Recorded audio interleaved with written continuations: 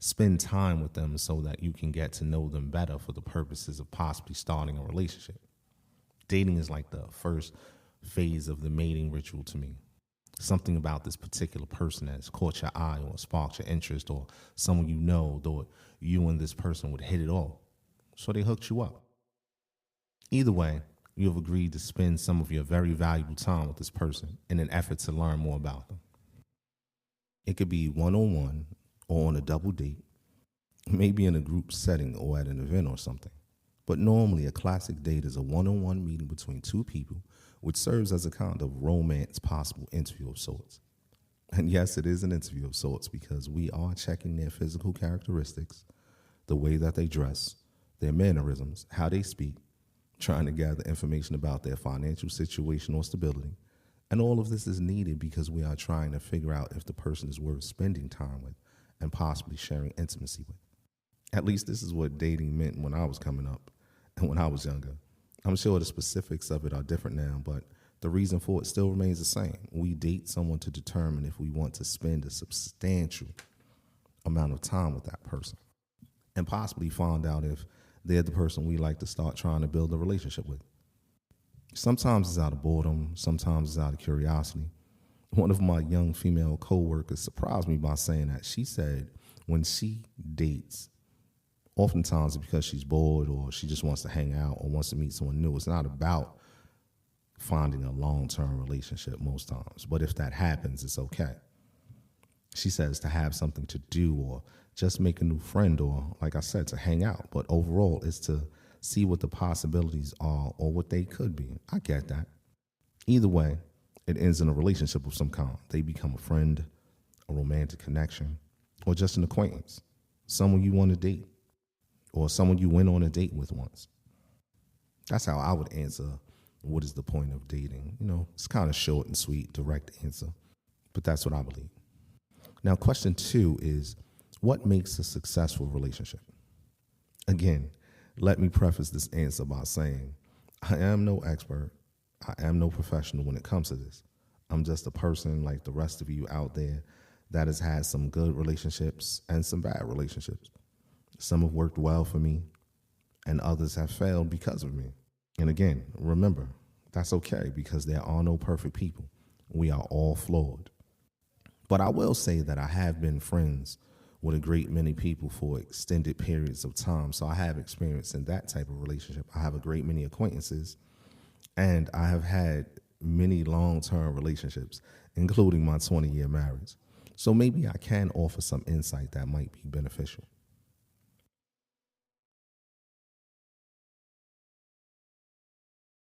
The key element for me in any relationship, especially a romantic one, is how you relate to one another. Do the two of you communicate in a positive way?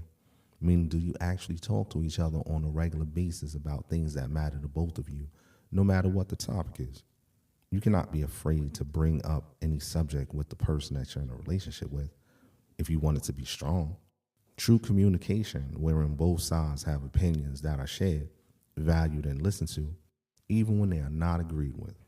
And when you listen, do you listen for the purpose of understanding?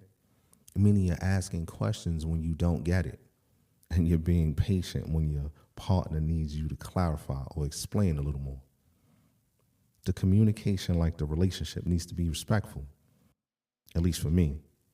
A relationship that wants to survive and be happy while doing it needs to have respect in it, even at those times when you are very angry or upset or want to shake the person. Another thing is, learn who your partner really is and find out the things that make them happy or that they enjoy doing so you can understand them better and do those things with them. Relationships should not be one-sided with regard to consideration. There are two people in the equation. This is part of the sacrifice that I think every relationship that wants to sustain itself requires that you make. Sometimes do the things that your partner is interested in, even when you have no interest in that thing yourself. You do it because they love it, and you are supporting them by showing interest in something they truly enjoy. It makes a huge difference in the connection. Now, aside from that, One of the biggest keys to a long lasting relationship, in my opinion, is making your relationship a priority. Yes, work is important. Yes, you need to do all the things for the kids. And yes, you may have to take care of other family responsibilities. But please remember to slow down regularly and pay attention to the person that you are connected to. Make time to eat together. Make time to talk together.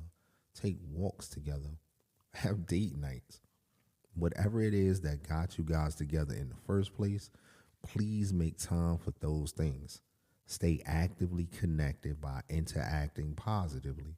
Be present in each other's day to day lives. Don't fade into the background and just become a fixture like part of the furniture. Dust your connection off regularly and have fun together.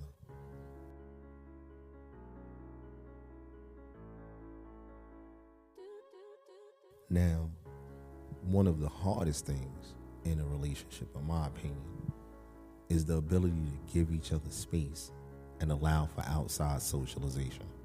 So often, people feel like they should monopolize your time and be the only person that you talk to or hang out with, especially if all of your friends or the majority of your friends are of the opposite sex. But I have seen how this smothers a relationship like a flame being covered. There needs to be a healthy level balance between who you hang with, the time you spend with your partner, the time you have for yourself, and the time you spend with other people, whether or not they're of the opposite sex. It's just a healthier way to interact with the world, which allows you to interact in a healthier way with each other. That's my take on it. I know it's a trust thing, but honestly, if you distrust a person that much in the first place, then why are you with them at all? Being a warden or a prison guard over someone's time and over someone's life because you don't trust where they're going and what they're doing, that does not seem like a healthy relationship to me. It sounds like two people in a prison. I want to be in a loving relationship. I don't want to be a prisoner. It's not the type of relationship for me. Now, fundamentally, my simplest response to the question of how do you maintain a meaningful relationship would be just love the person that you're connected to. Be genuine and be present in a relationship. Share your true, unabridged self and try your best to enjoy the relationship and make it as much fun as possible. Like who you are connected to. Enjoy it. Yeah. I know relationships are hard, and yes, they end. And when they do, yes, they hurt. And we want to avoid pain at all costs. But for me, the price of avoiding pain is too high to pay. Because if we run from the things that might hurt us, we run the risk of missing out on those relationships that fulfill us and change us for the better. I don't know. You guys can tell me what you think.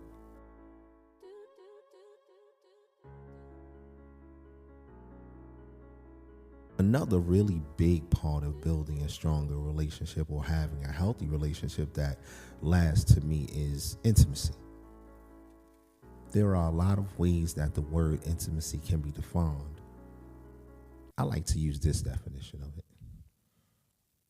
Intimacy refers to the vulnerability between people, the openness and the sharing of the most precious parts of yourself, your mind, your body, or your soul. And I repeat the statement from one of my earlier podcasts. Someone should deserve your intimacy before you share it with them because it is valuable and it is fragile. So share as many intimate moments with your partner as often as you can. It doesn't just refer to those sexual encounters, but to those indescribable and oftentimes irreplaceable moments that are shared while your clothes are still on. Please don't get hung up on my definition because it's exactly that. It's my definition. It is how I define intimacy. So find and create your own definition with the person that you're in a connection with. But those intimate moments are important and mean so much. Don't forget that. Now, in